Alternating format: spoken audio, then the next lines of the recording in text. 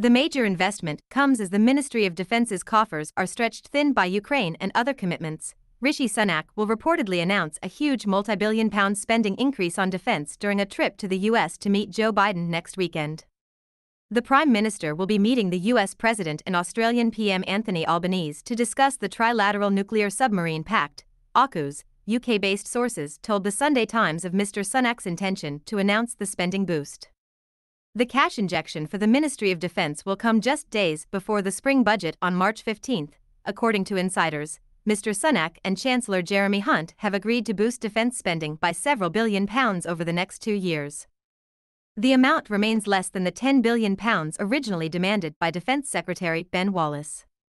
The high demands come due to higher levels of funding for NATO and Ukraine. Since February 2022, the UK committed £2.3 billion in military assistance to Ukraine.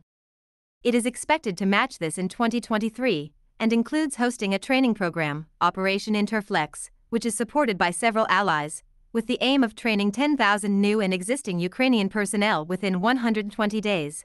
The UK also recently committed to training Ukrainian fast jet pilots but has said that combat fighter aircraft will not be provided, at least in the short term. Inflation, as well as the demands of AUKUS and increasing public sector wages and pensions, is also hitting the Defense Ministry's coffers.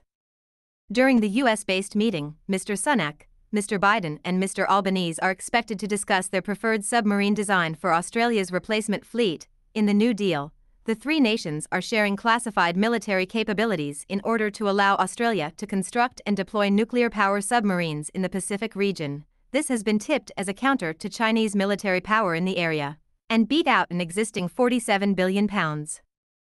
The coming 2-day visit to the US will also see the two world leaders discuss Mr. Thannk's New Deal on post-Brexit trading agreements in Northern Ireland in a private meeting. Mr. Biden had previously disapproved of former Prime Minister Boris Johnson's more aggressive approach, which saw negotiations stall for months on end. But the US president's involvement in the Northern Ireland negotiations may not end there, with speculation growing that he intends to visit the devolved state next month.